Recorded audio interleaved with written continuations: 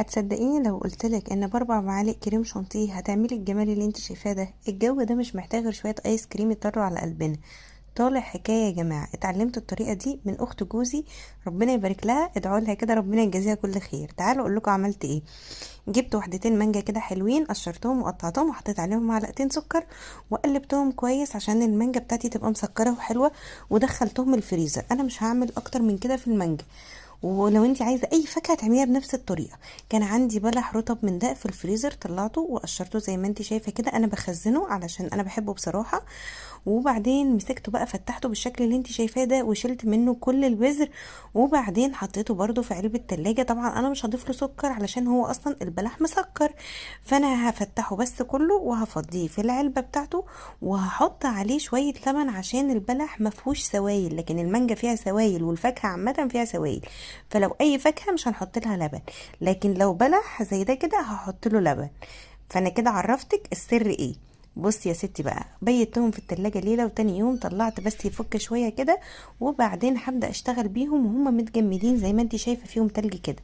جبت الكبة بتاعتي وحطيت المانجا وهي متجمدة، يعني بصي ما هياش طوبة وفي نفس الوقت هي مش فكة، تكون اقرب ان هي متجمده وفيها حتت تلج.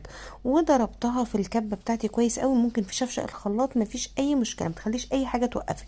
ضربتها كويس قوي لما بقت بالشكل اللي انت شايفاه ده. طبعا لو هي مش متجمده ما كانتش طلعت بالشكل ده.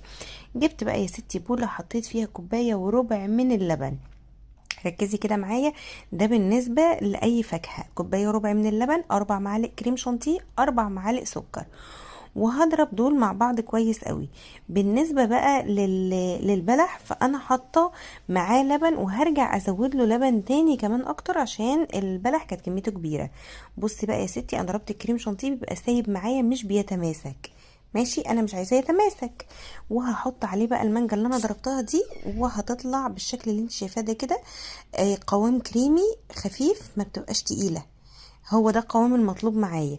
وبنفس الطريقة دي عملت توت بنفس الشكل كده، وطلع برضو روعة يا جماعة. اعملي فراولة، اعملي خوخ، اعملي برقوق، اي فاكهة انت عايزاها اعمليها بالطريقة دي، بيطلع قوام بالشكل اللي انت شايفاه ده. والبلح جبته معايا برضو وهو تقريبا متجمد كده، وبرضو ضربته في الكبة علشان خاطر انعمه. بس بامانة يا جماعة البلح منعمش معايا قوي، يعني انا المفروض كنت نعمته عن كده، بس انا ما انتبهتش للجزئية دي. واستخدمت كوباية ونص من اللبن، مش كوباية وربع، علشان انا البلح بتاعي ما شاء الله كميته كبيرة. وحطيت 4 معالق من الكريم شانتيه، و4 معالق من السكر. وبعدين حسيت ان هو مش مسكر بالقدر الكافي لما قلبت عليه البلح. انا الاول ضربت الكريمه بتاعتي كده لحد لما بدات تتقل معايا. هي مش بتتقل ومش بتتماسك زي الكريمه بتاعه التورته، لا هي بتبقى خفيفة عشان تديكي ايس كريم فلافي كده، وسهل ان انتي تقدري تقطعي منه. حطيت عليه البلح وقلبته كويس قوي. وطبعا انا زي ما قلتلك انا دقته فلقيته محتاج شوية سكر. برضو من الحاجات اللي كانت جميلة قوي لما كانت اخت جوزي عاملاه، كانت عاملة المشمش وكانت عاملة الكنتالوب، بصراحة كانوا حلوين قوي يا جماعة. انا لما دقت الايس كريم ده حسيته محتاج لسه شويه سكر، فانا عملت له شويه سكر كمان وقلبته كويس، ورحت حطاه في علبه تلاجة هو كمان. وحطيت برضو المانجا في علبه التلاجة، وعملت توت، وكان عندي شويه موس شوكولاته، زودت لهم شويه كريمه بنفس الطريقه كده اللي انا عملت بيها الكريمه. ورحت حاطه الشوكولاته برضو في علبه كده. ادي التوت والشوكولاته والمانجا، طبعا كانوا الولاد انقضوا عليها، وده التمر. وبدات ان انا اسيبهم بقى في المطبخ بس يستهدوا شويه، واخد منهم بالمعلقه كده بتاعه الايس كريم، واحط منهم بولات كده احط منهم كور كده في البولات اللي احنا هناكل منها. طبعا اللي بالمانجا ده غلبني علشان العلبه متاخد اصلا منها، فاللي باقي خفيف، عماله العلبه تروح وتيجي مني، لكن الباقي هيتغرف معانا بكل سهوله. معلقه الايس كريم يا جماعه، انا جربت كذا نوع بصراحه، انا مرتحتش غير في النوع ده اللي هو بالزرار ده، سهل جدا في استخدامه وحلو قوي. ممكن تجيبوها، لو ما جبتوهاش ما فيش مشكله، اي معلقه عندك استخدميها. طبعا الجو حر جدا، انا عايزه اقول لكم ان انا على ما جيت اخلص الايس كريم كان ساح اصلا مني، الجو نار. فانتي خلي ايدك سريعه وانتي بتعملي كده. طبعا طعم الايس كريم انت هتعملي الطعم اللي ولادك بيحبوه، هيوفر معاكي كتير جدا، وحاجه مضمونه بدون مواد حافظه، بدون مثبت ايس كريم، بدون اي حاجه.